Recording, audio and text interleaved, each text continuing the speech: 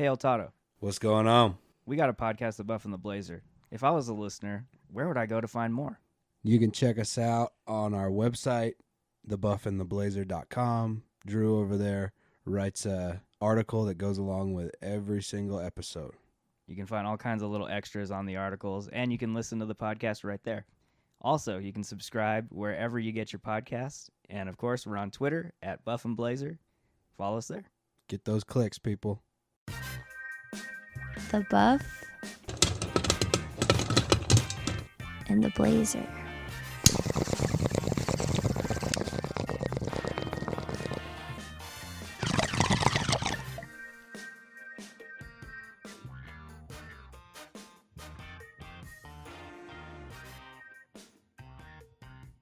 Welcome to the Buff and the Blazer podcast, episode 6 with Drew and El Toddo. What's going on, people? Today we're talking The Gentleman, directed by Guy Ritchie, written and directed by Guy Ritchie. El Toddo, this movie seems to be right up your alley, and I'm very curious to know what your general thoughts were of it. I was pretty excited. I really like one Guy Ritchie movie a lot, Snatch, from the past. I was a little let down, to be honest.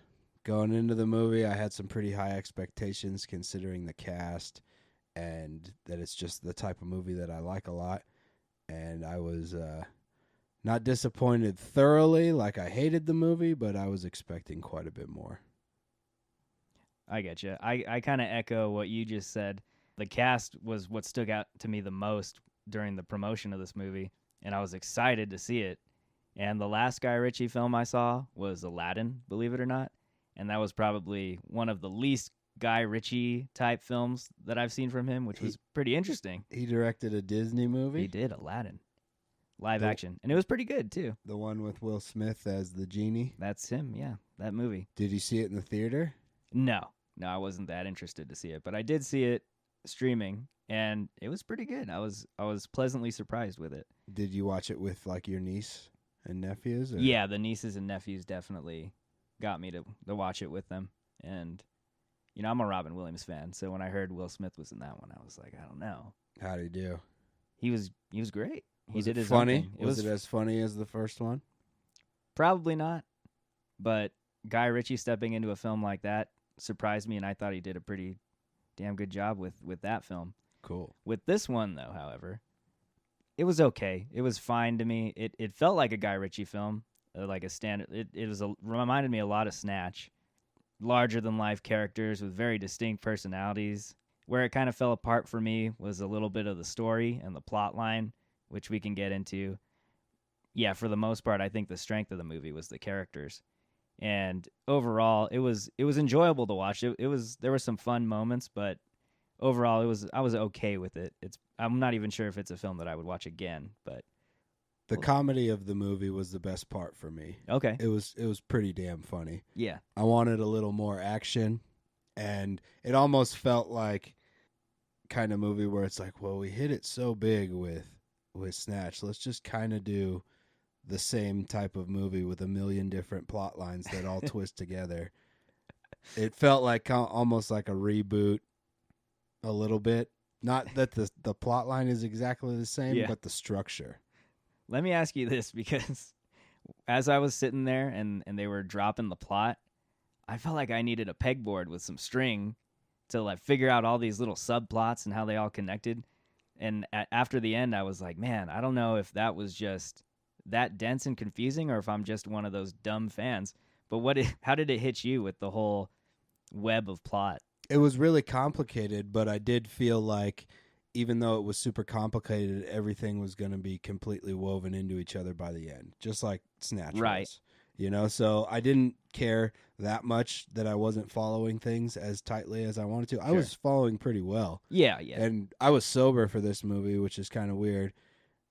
I don't normally see movies sober, but I was driving home from work and I didn't have anything with me, so I went and saw it, and maybe that helped with me not being as confused, but it didn't bother me much. I just knew it was all going to come together at the end, and it was probably going to be misdirection at the end, because that's how these movies work. Right. So I just knew I really just kind of settled into the comedy of it.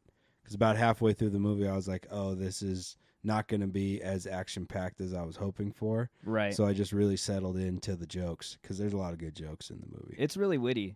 There's a lot of witty writing in the movie, and that's, I think, pretty common with Guy Ritchie films. And considering he wrote the screenplay, there were a lot of really funny little one-liners in the film. Great. Talking great about accents. that. Oh, yeah. I love the Cockney accents that they got going on in there. My favorite line, I have a favorite line in this film, the whole movie. There's one line, and it's from the character of Rosalind, played by Michelle Dockery, and she's talking with Mickey, who's played by Matthew McConaughey. And I'm trying to remember the scene in particular, but I remember the line she delivers after she kind of gets, they're kind of delivering, like, there's something going on behind the scenes that they discover, and she just comes out and says, "There's fuckery afoot." I love that line. That's good. There's fuckery afoot. My favorite line in the movie is when Fletcher, Hugh Grant's character, is getting ready to leave Ray's house. Yeah. What's his name? Charlie Hunnam? Ray, yeah. Or Hunnam? Charlie Sorry. Hunnam. And Raymond. Raymond.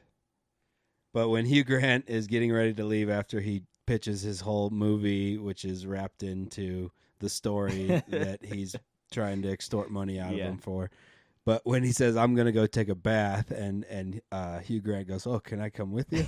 That was my favorite line in the movie. It's hilarious. Yeah. I mean, yeah, there's a lot of great little one-liners throughout the movie that made it really funny.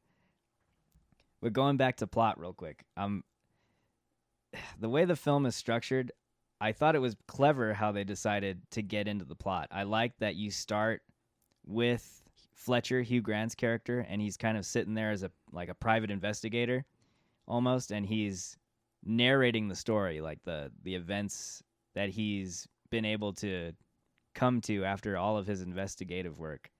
And the idea of that was really, really cool to me, but the way they did it, the way it was presented in the movie, made it a little difficult to follow.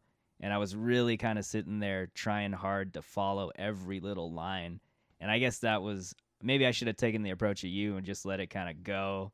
And because it does come together at the end. Yeah. And it does get woven into like the current storyline, and it weaves in so the story catches up with the backstory. But yeah, it's a time jumper a little bit. You know, like right in the beginning of the movie, they show the scene in the bar where you think McConaughey's character gets shot right at the very beginning of the movie. Yeah. And then when Hugh Grant is at Raymond's house, that story kind of like becomes the present, even though they're jumping back right the whole time. And then the story kind of like picks up and catches up with the narration and then goes in present time. So it kind of jumps all over the place. Yeah. With a little time fuckery. Right. But it's good. There's fuckery afoot. Oh, yeah. Well, real quick, Hugh Grant, I gotta say, Hugh Grant in that role of Fletcher was phenomenal casting. That dude, he's my favorite character in the film.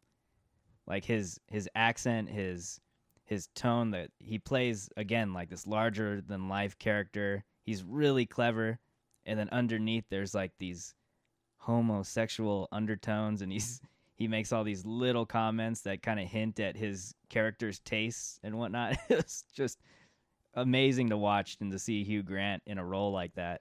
Because Really I think of Hugh Grant, you know, as the king of romantic comedies, like from the late '90s. I haven't early seen 2000s. too many Hugh Grant movies. Yeah, like About a Boy, but it was really nice and refreshing to see him in a role like that.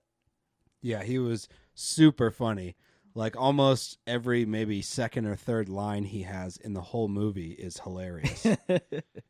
And his interplay with Raymond's character is really good too, because he's like super measured and reserved. Right. And every word that he's like almost real laconic with his speech. He's just giving one word answers. Yeah.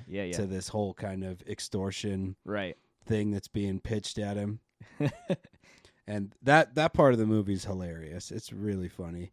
Yeah. And it goes on for almost the whole movie. Well, the other thing I loved about their interactions too is that he's dropping all these nuggets of information to Ray, and then on top of that, he's kind of imposing himself because he's in Ray's home. So they go out into the backyard, and he's like, "Oh, is that a barbecue?"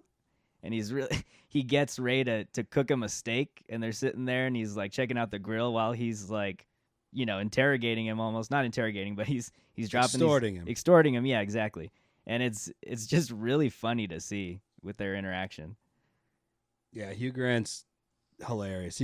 I've never seen him like in a really funny role before. Yeah. Like this. I'm assuming in those rom-coms he's charming and funny. But this was like a different kind of almost like very playful. Oh yeah. Very sexual and very conniving at the same time. Like it's really funny. Like I'm like being extra nice and almost flirty while he's trying to extort $20 million.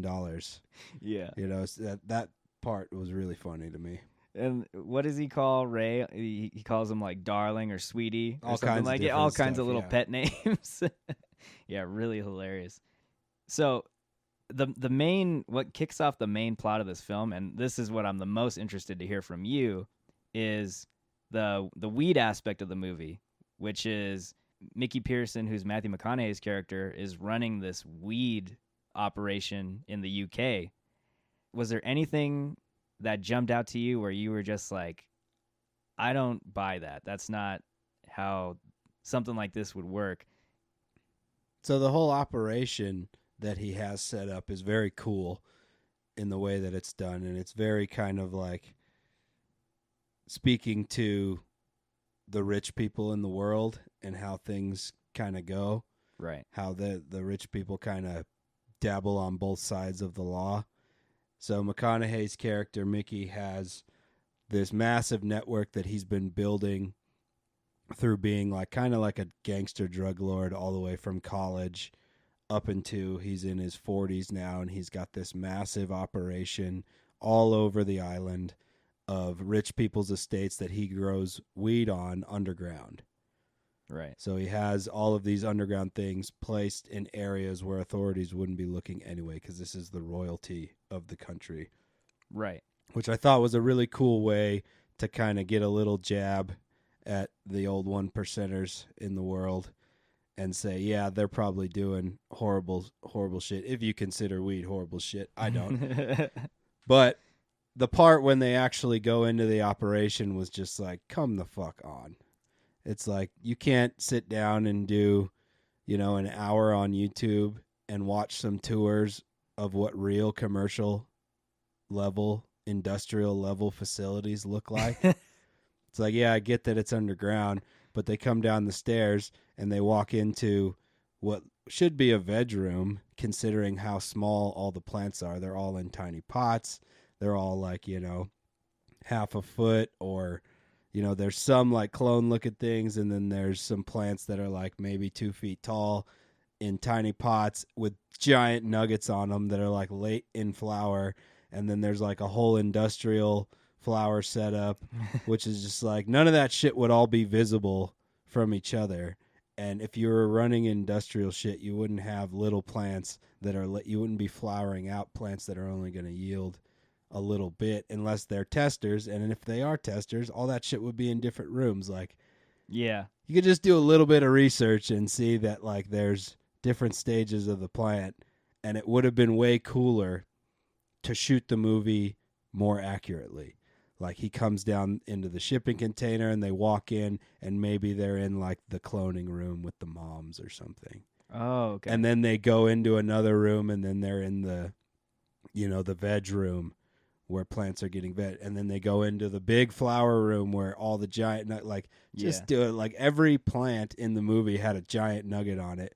And it was just like, come on. And then when the toddlers go and they steal all the shit, it's like, what are they doing stealing plants? Like, it's stupid. They shouldn't be stealing plants. Just take all the finished product. And they take all these plants and they don't have any lights. It's like, oh, you going to finish these out and dry them?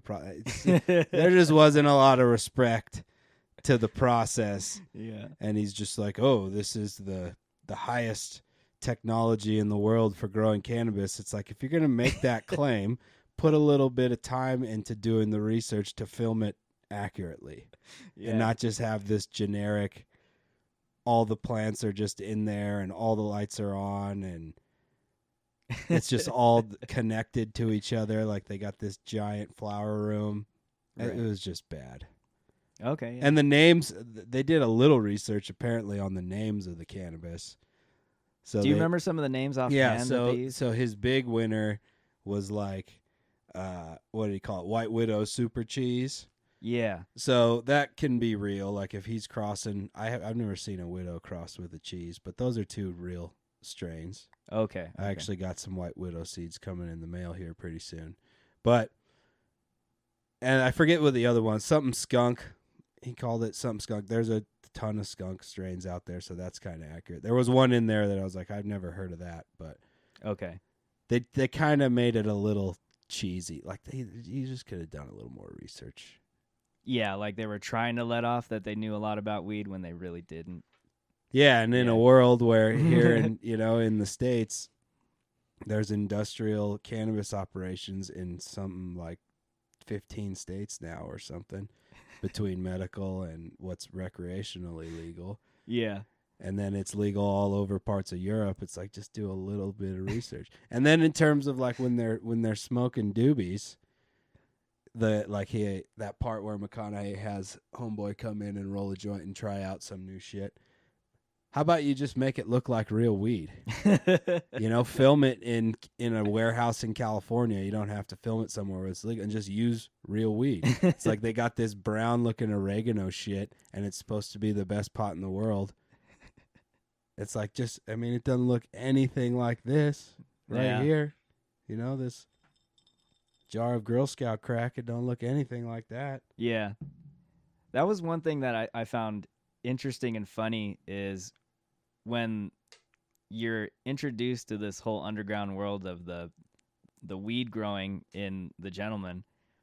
I was like, for me being a Californian and you being out here where our weed is legal and religion. Yeah, I was just like, I don't know.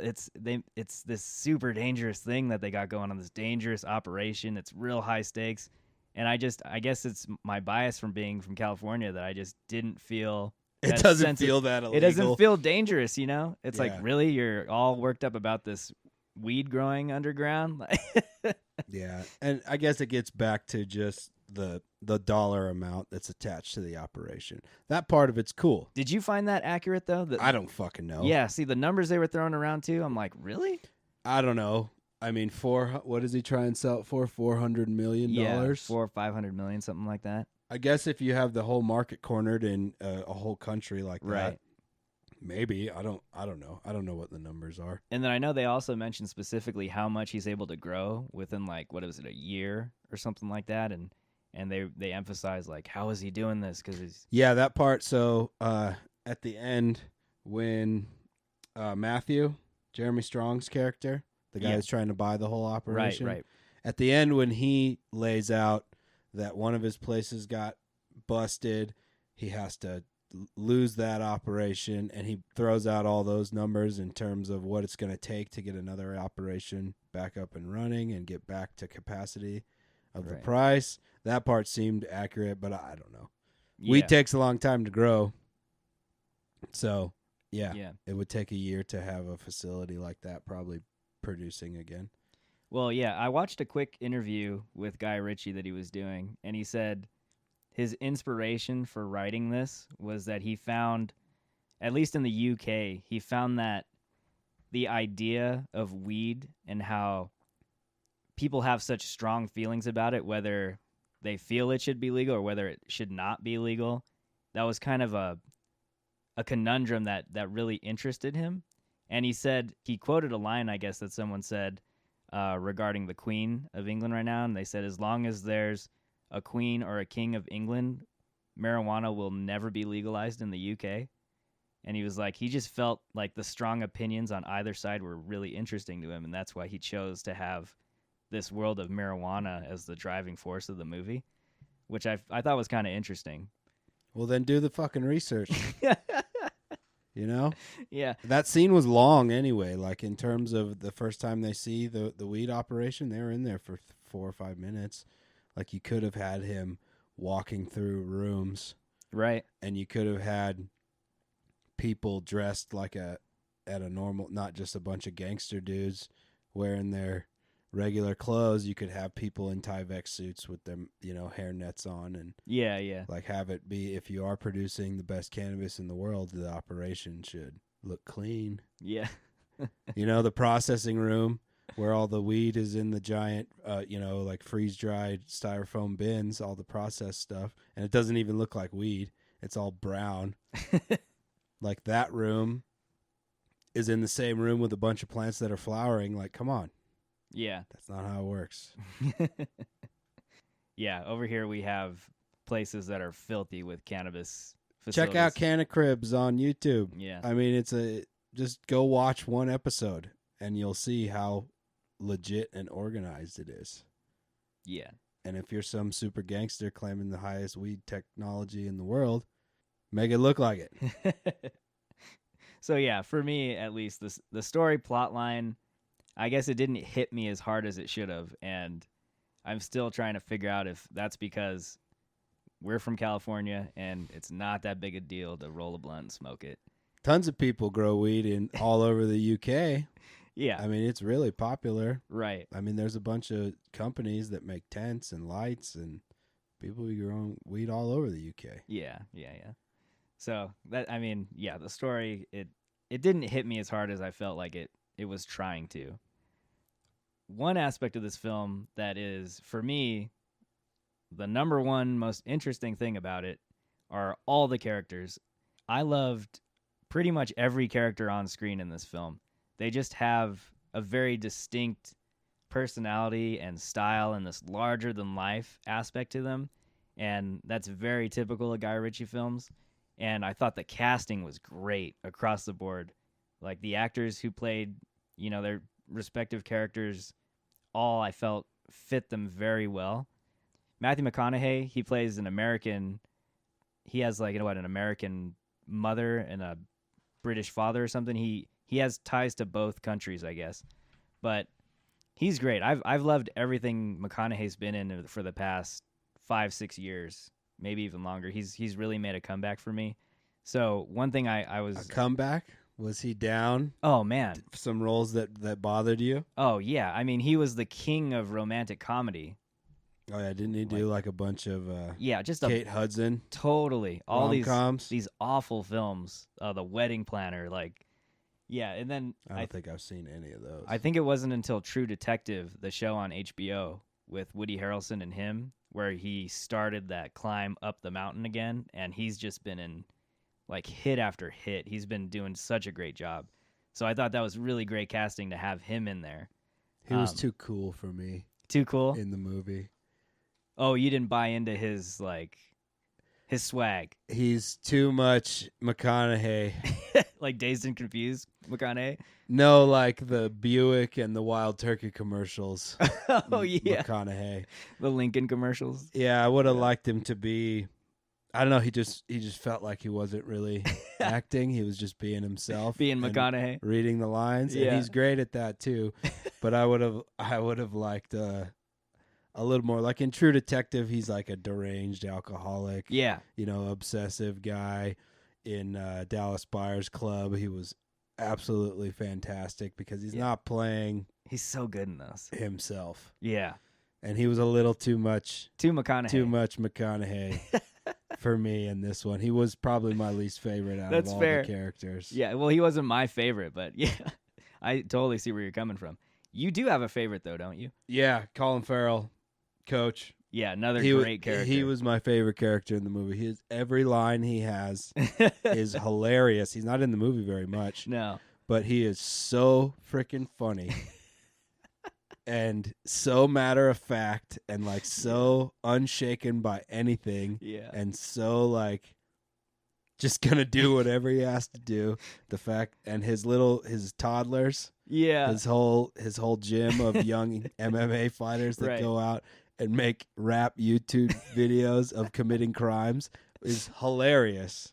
It is so funny, and I just loved his character. I wish he was in the movie a lot more, to be honest. The introduction of his character in the burger joint when was just a random group of kids, right? That were causing trouble. Yeah, I don't know if it's linked to one of the kids that saw. It might be linked to one of the kids that saw the dude go off the balcony. Yeah, I can't remember. Took selfies with it. Yeah, I can't remember.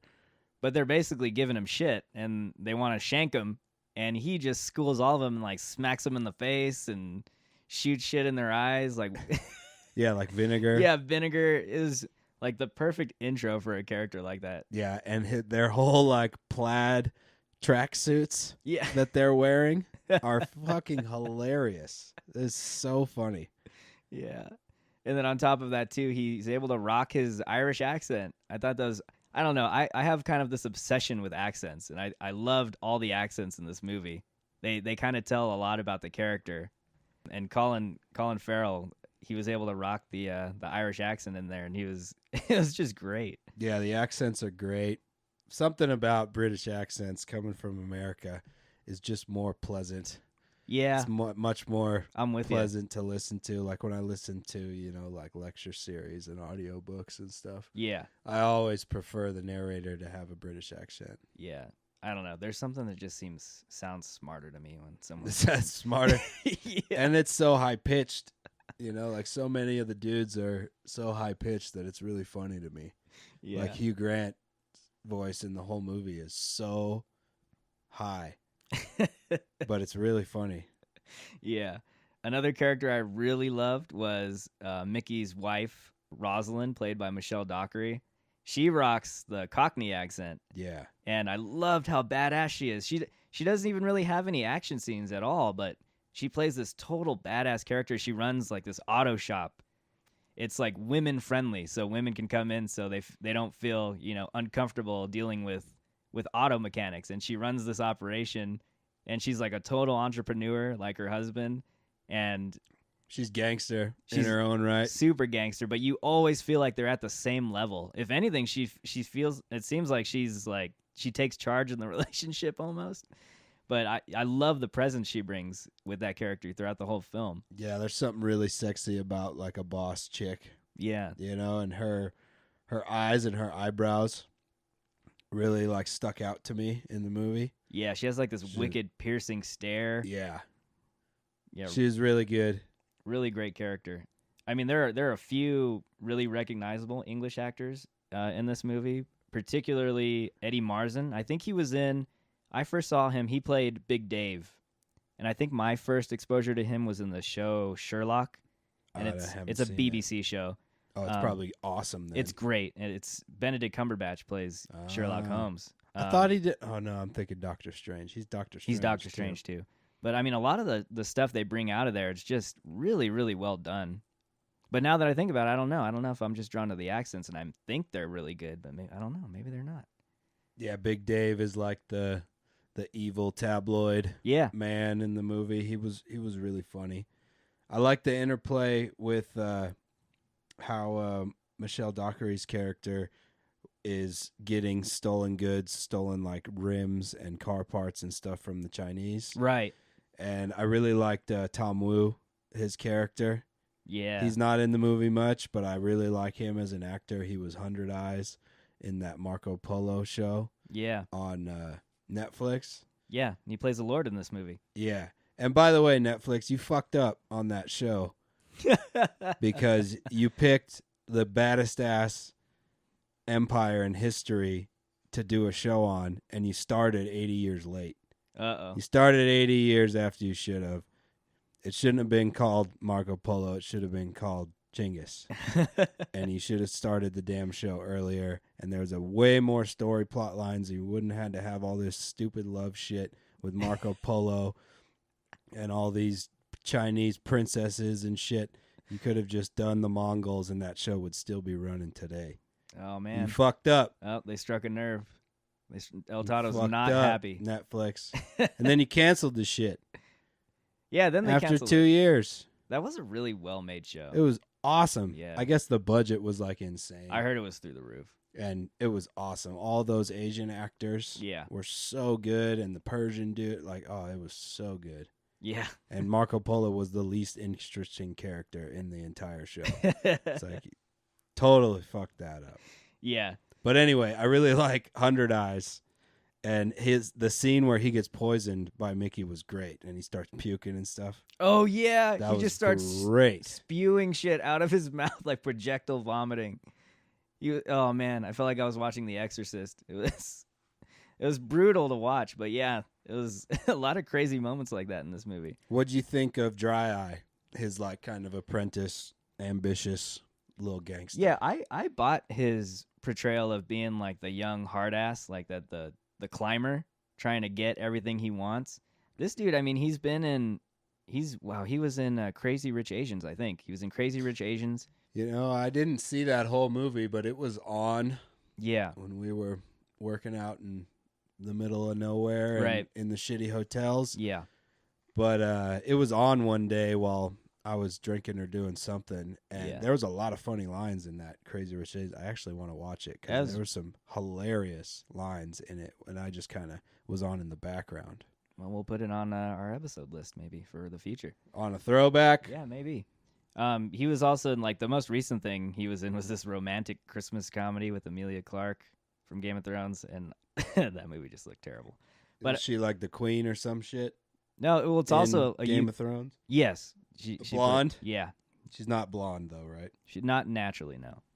But yeah, that was the last thing I heard of him in. But yeah, I totally bought his performance. He's a great actor, and I bought the tough, like, up and comer that he plays in this film. There were times though where I just wanted to reach to the screen and punch him in the fucking face. Yeah, he's a dick. Yeah, in the totally. movie, but he plays it well. Yeah, totally. I felt like everyone in the film did a great job with the roles they had. It was probably a blast on set with how funny the movie is and Yeah. all those, high level actors. Yeah, totally. It's probably cool. Did you like the fact that McConaughey in this movie played an American character, or do you think they could have just ran with this with a whole English cast? Because, like, being an American, I felt was kind of a big thing with Mickey's past history, I guess. Yeah, it works. It's part of the story. Yeah. That they constantly jab back and forth Yeah. between America and the UK. But like, are you going to have McConaughey as that character doing a British accent? Because that probably wouldn't land very well. Yeah. I guess my question is, could you have had someone else in the role? Yeah. Other than McConaughey, someone English. Yeah, if you're going to go full snatch, just put Brad Pitt in it and have him man. be a pikey gangster. Could you imagine? That'd be hilarious. That actually would have been great. Be funny. Yeah. He's a gypsy weed Yeah. lord. Just have him be the fucking gypsy. Just have him be the gypsy in this movie and call this Snatch 2 with a weed component. And I feel like this movie would have worked. It worked, but it was just fell a little flat. It didn't live up to what it was trying to be. Yeah. I definitely got that feeling too. But yeah, any other performances that you really kind of were drawn to in the movie? I think we hit a lot of the major ones. Yeah, that's been all the toddlers with the Cockney accent. They must have something against the word or the letter T, because they never pronounce the T. They always say like better instead of better. Yeah. Yeah.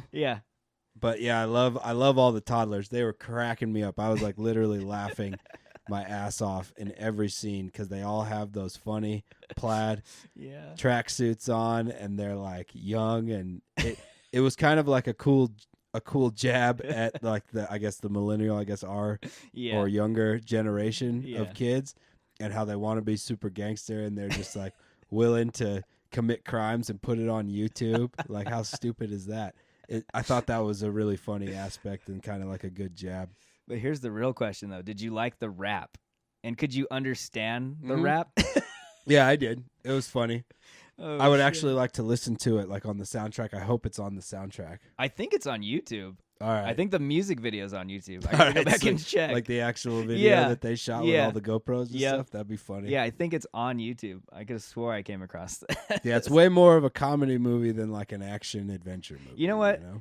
After you say that, I feel like you would enjoy the movie more going into it with knowing that. Yeah. Where I was expecting some hardcore gangster like Guy Ritchie film. Yeah, And me I'm like, too. this movie's about weed? Come on, guys. Yeah. It's a total comedy. Yeah. And it is funny. It works on that level. Yeah, but comedies you don't have to go to the theater and see. I was expecting some like epic visual action. Yeah. Because like some of the fights in Snatch, some of like the fight scenes were shot really well. Yeah. And I was hoping for some stuff like that.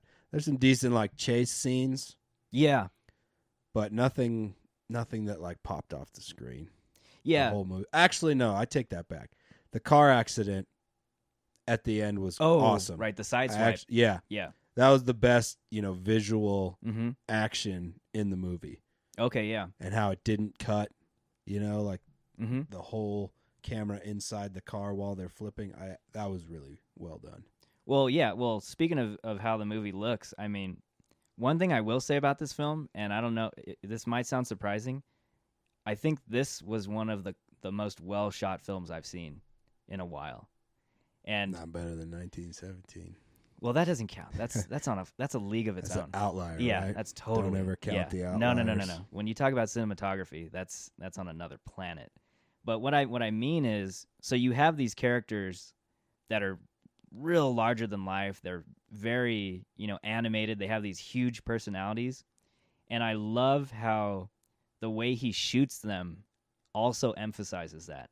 So I don't know if you noticed, but there are a lot of shots that frame the characters from a very low angle. So everything looks like you're looking up at the characters. So they're larger than life the way they're written, but on screen and visually they're also larger than life because he literally makes them tower over the camera. So a lot of the viewpoints that you get are from a low angle, and they kind of heighten that sense of these characters are huge and they have really big personalities. And I love how his close-up shots he frames in a way where you're looking at like an 8x10 portrait almost. Whenever he has these characters saying something important, he really does a good job of like having you focus in on their face. And that's really effective when you're doing kind of like a character-based film in like a Guy Ritchie movie in this case. I think that holds true for all the characters except for Colin Farrell. Okay. Because I feel like they emphasized his true stature. Oh, I see what you're saying. You know what I mean? Yeah, Because yeah. like he's really funny, and he shot like the scene when they're looking out of the trunk and stuff. Yeah. But his scenes, you actually understand how short he is Yeah. in real life. Yeah. But he's still such a badass Sure. that it really doesn't matter. It's almost like I feel like what you're saying is true. Like the Dry Eye seemed really tall in the movie. Yeah. He's probably not that tall of a guy. Mm-hmm. But Colin Farrell's character, like the scene in the burger shop Yeah. with all the kids, Right. he's like kind of the same size as them. Yeah. Yeah. So it like kind of has this dynamic of where like the kids are like, oh, this guy's not even towering over us or that big, but he's such a badass. Yeah. Okay. I totally So get what for you're saying. that character, I feel like his shortness was kept because you can shoot a movie however you want, right? Right. Yeah. Like you can make all these dudes look like they're all the same height.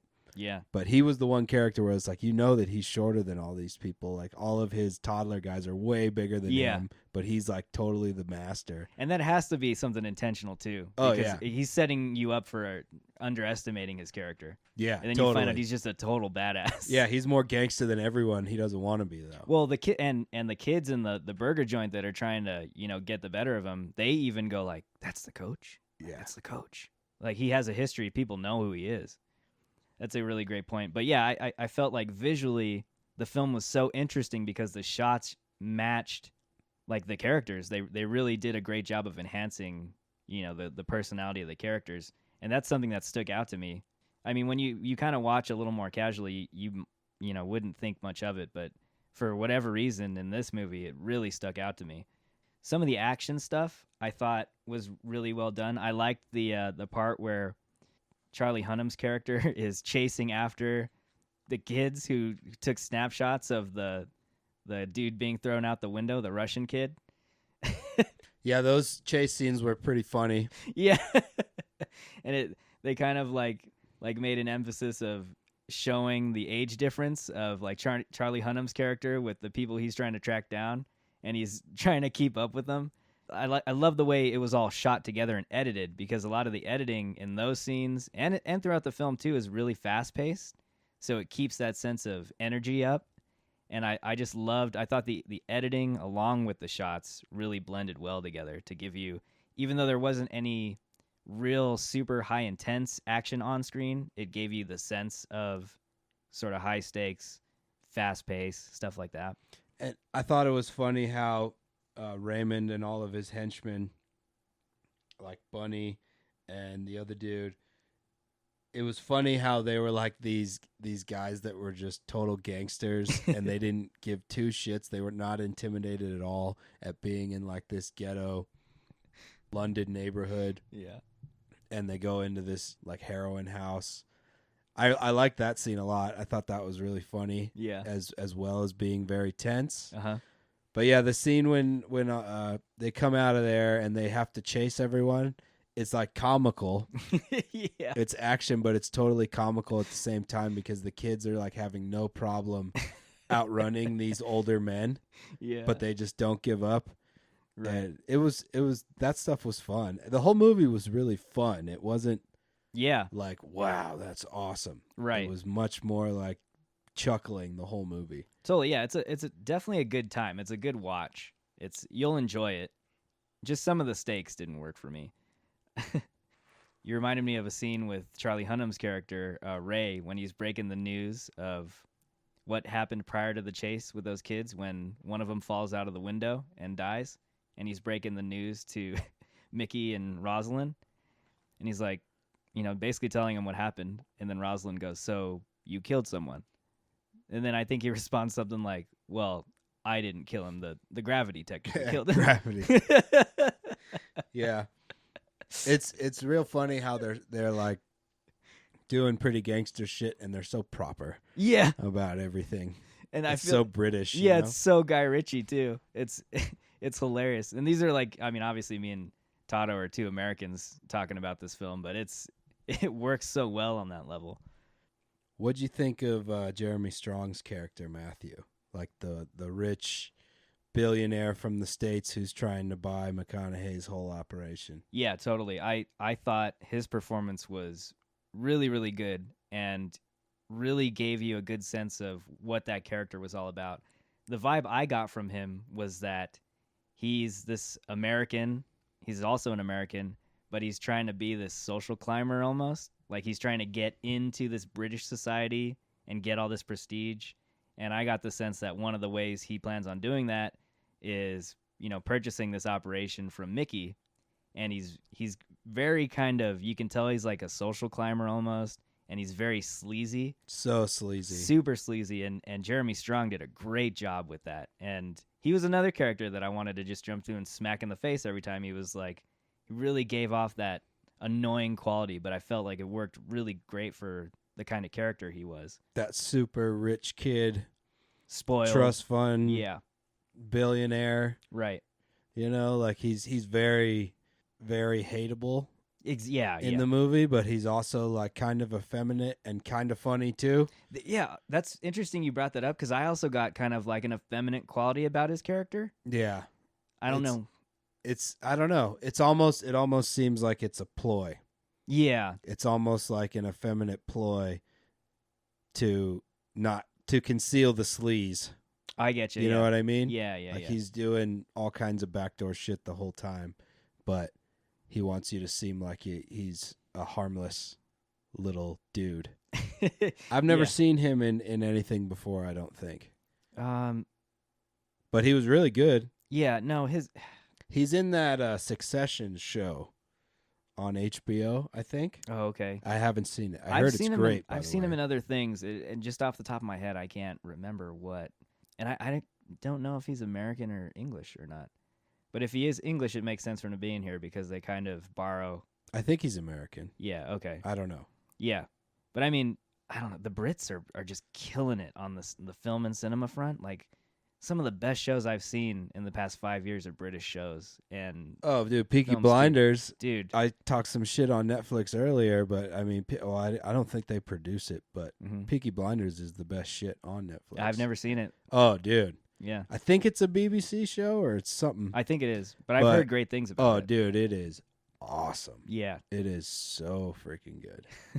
This last season that just ended was like intense. Anyone in this film pop up in Peaky Blinders at all? Do you recognize? I don't anyone? know. Peaky Blinders been on for like 5 seasons, Yeah, yeah.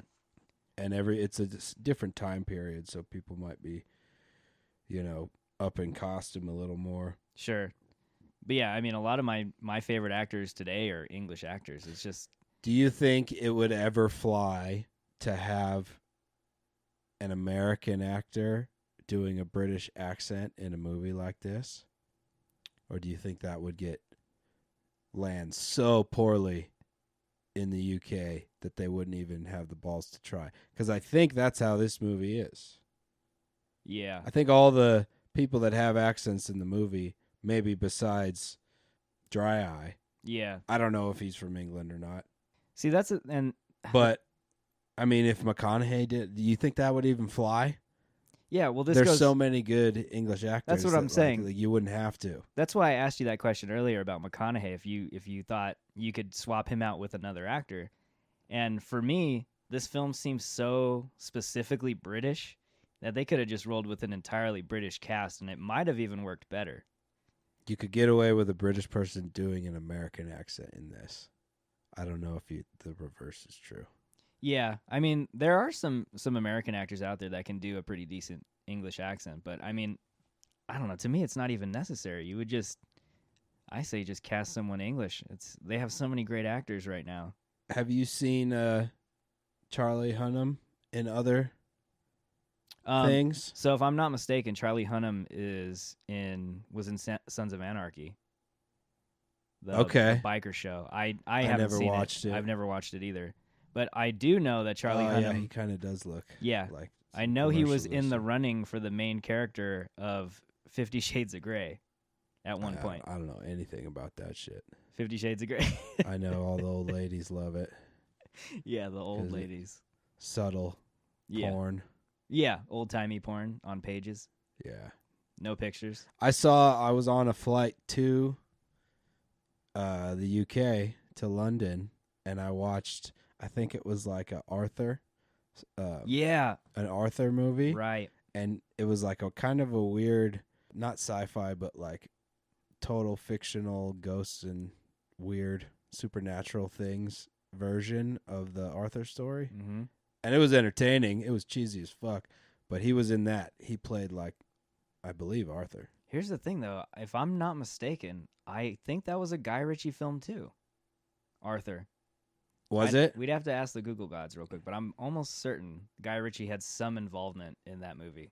Yeah, I watched it on a plane on like a 6-inch screen. So, Yeah. but it was entertaining. I mean, when you're on a plane for 9 hours, Yeah. anything's pretty good.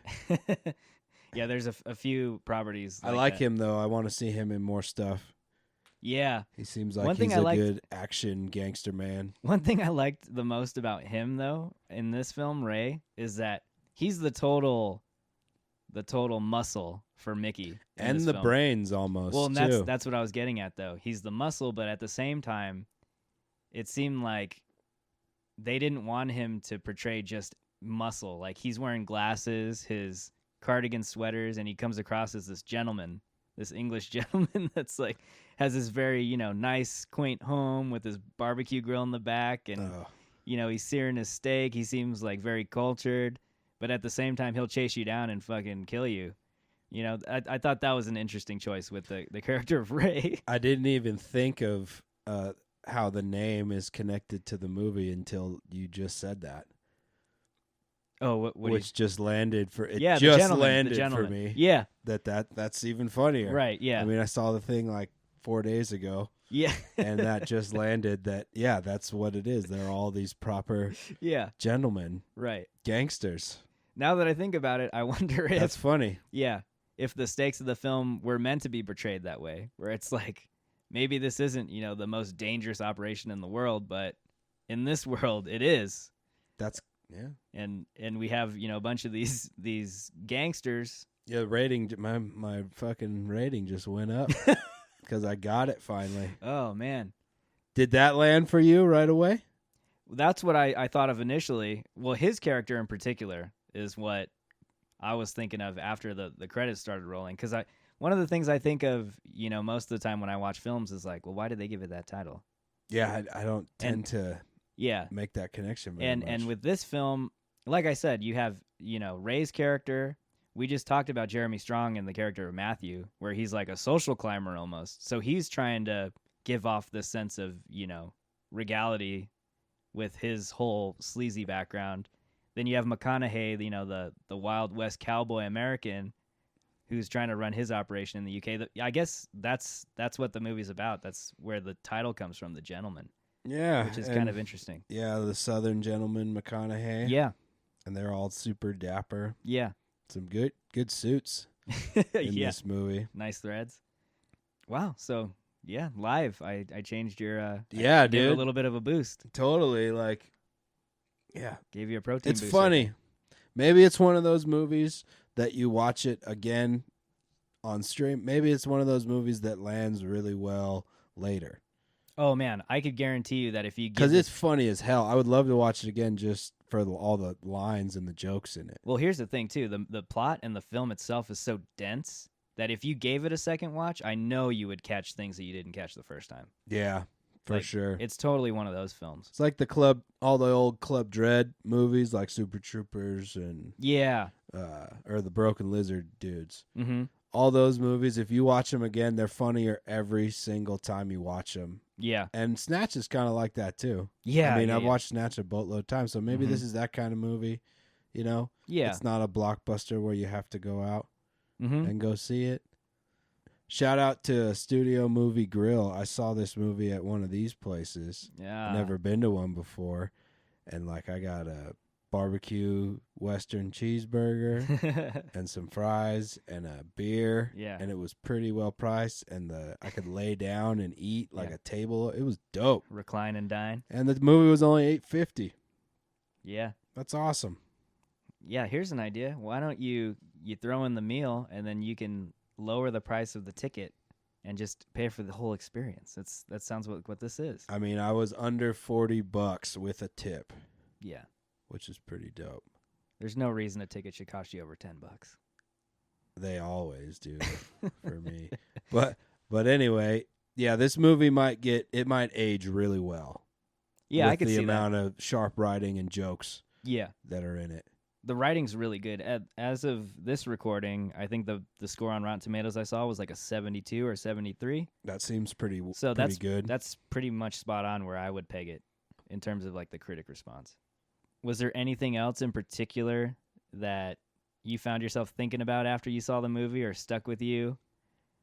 No. Just off the top of your head? No, I mean, it all landed and it all kind of came together and wasn't too confusing at the very end. Yeah. There was a lot going on throughout all of it, but it all wrapped up nice and tight. Yeah. I like the kind of climax of the movie with Michelle Dockery's character. Mm-hmm. How she's shoots those two dudes with that little pea shooter gun. Oh, yeah. The paperweight. Yeah, and then almost gets raped by Dry Eye. Yeah. Yeah, it wrapped up nice. Yeah. The car crash at the end really boosted it for me on the action side. Yeah. It really brought things to all right, there's at least one awesome, super expensive to shoot scene. Right. It seemed really dope. I loved at the end how you have Fletcher, and after dropping all those nuggets of shit and, completing his, investigative work, he's at Miramax Pictures selling the script of the entire plot that he just laid out in the beginning of the film to make another buck. Yeah. It was hilarious. Hugh Grant he cracked me up in this whole movie. Super funny. Super funny. Yeah, he's really great at comedy. What did you hate most about the movie? Let's do love hates. Well, let's start. I'll start with the hate first. And I wouldn't even say I hated it. It's just I don't feel like what they were trying to do with the story and the plot in terms of the stakes hit me the way that maybe they intended it to, where I felt it just wasn't all that, dangerous or high stakes for me. And then the plot was a little hard to follow at times. It was so dense, and I really struggled to like focus in and try to follow each little piece. Although maybe that's not the point of this movie, I don't think. But I found it difficult at times. And I immediately wanted to ask you if you had the same reaction. Yeah, I didn't find it too difficult to follow, but what I hated the most out of it was the lack of research into the weed. Sure. It's like that is just a slap in the face. And that's unacceptable for our podcast. That's unacceptable unacceptable. for a lot of people. It's just, weed's a big deal. Do it justice. Yeah, for sure. You know? And then, obviously, the thing I loved most about this movie were the characters, particularly Hugh Grant's character, Fletcher. Yeah. That's Fletcher and Coach Yeah. made the movie hilarious. Yeah. Without those two characters, I mean, those two probably got 60% of my laughing. Yeah. Then the toddlers got a good chunk of the rest. Yeah, they were the most enjoyable to watch and really made it, worth seeing that first time. Is this a movie you would watch again? Yeah. Yeah? Yeah, not in the theater. Sure. But, yeah, if it was streaming on something and I was just flipping around, yeah. it's like get some chuckles. And if you've seen the movie once, you know how funny it is front to back. So it'll be a good movie to where, like, oh, you can jump in on it Sure. halfway through and just watch it for 20 minutes and laugh a few times. Yeah, totally. I think it's going to be like that's how, like a Snatch type movie is.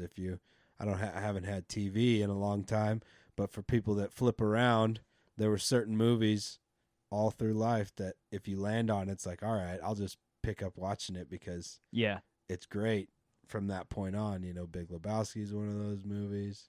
Yeah. Snatch, I feel like this is one of those types of movies that's going to have a really good longevity. Yeah, that's like it's going to age much better than it landed initially. Yeah, and I can totally buy into that. You really, that's a great analogy you made with Big Lebowski. Because I remember the first time I saw Big Lebowski, I felt like I didn't get it.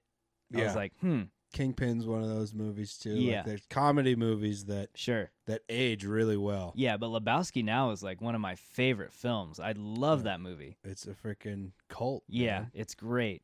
So yeah, I would agree with you. I think giving this a second watch would be beneficial. I think there are things you would pick up the second viewing, and it might grow on you a little more. I might even do that actually. Have you looked at any numbers on how it's done? It's been out like a week and a half at the time when we're recording this. I haven't heard anything crazy about it, so it must be doing, pretty much where the projections were in terms of the box office. There was 3 people in the theater when I really saw when it. you saw it. Yeah, I was the 4th person. There was a couple, me, and some other dude Oh, okay.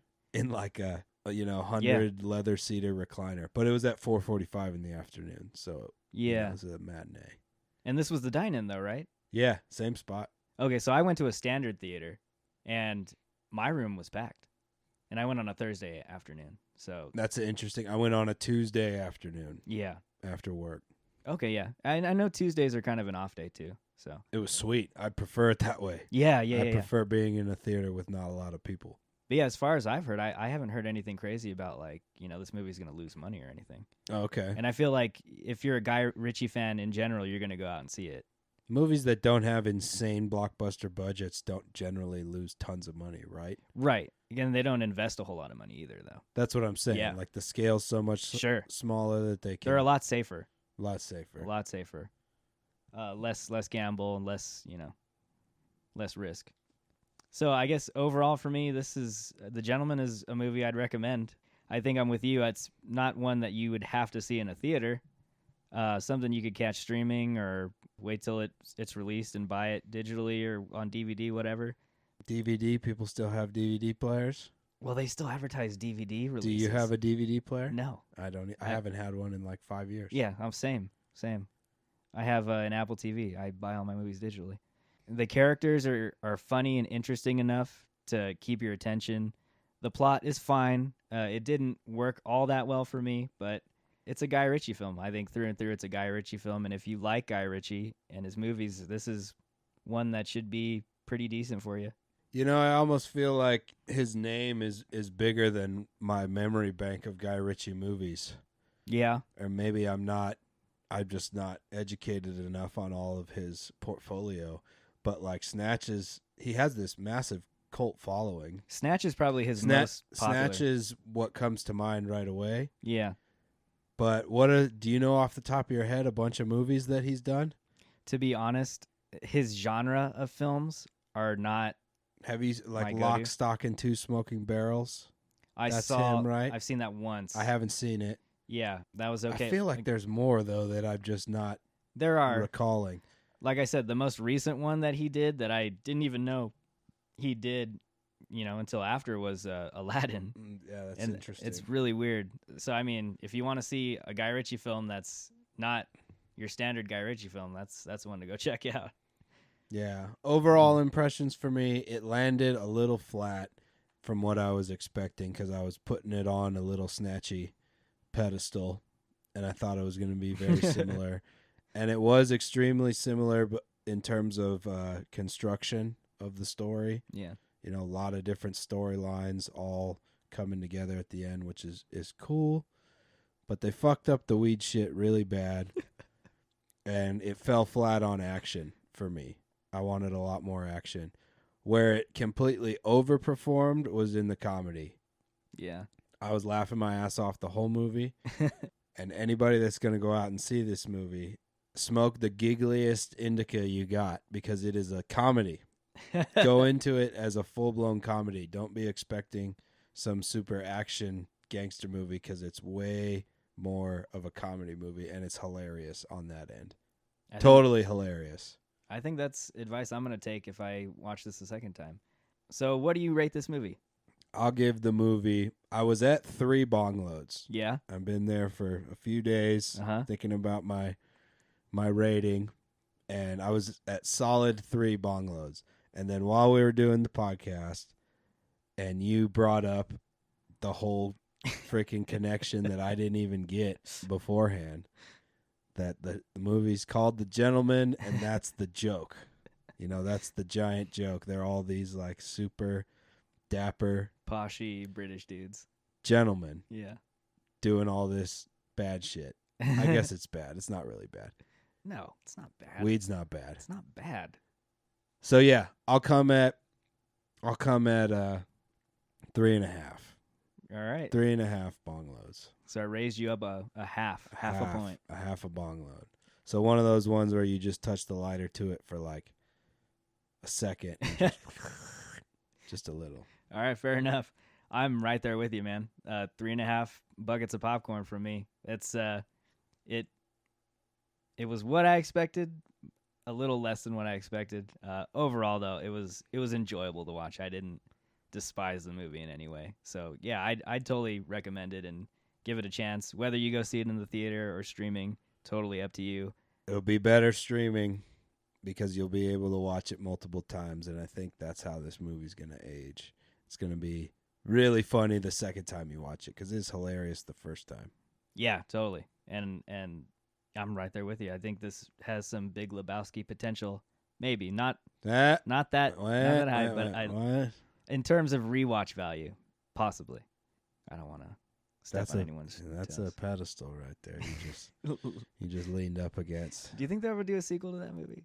To Lebowski? Yeah. They've been talking about it for John years. Turturro's character? Yeah. Jesus? Oh, yeah, the offshoot. You don't fuck with the Jesus? The offshoot. That's coming out. I Yeah, saw I a saw poster for it, Mhm. and we will definitely be reviewing that because he's like one of my favorite characters in that whole movie. Yeah. He's really funny. But I don't know if The Gentleman's going to be up on there, but I think it's going to age well. It's going to be a funny movie that if you watch a few times, I think it's going to get better and better. Sure. Because the writing is so sharp and the accents and the acting is so sharp. I guess it's an expectation issue for me. Yeah. I was expecting something Snatch level, and it felt like it tried to be that, but wasn't. I get you. Totally. But it was funnier. I mean, Snatch is really funny, too. Yeah. But this was funny. Almost every Hugh Grant line in the movie is funny. Almost every single one. That's our review of The Gentleman with Guy Ritchie. This is episode 6, The Buff and the Blazer.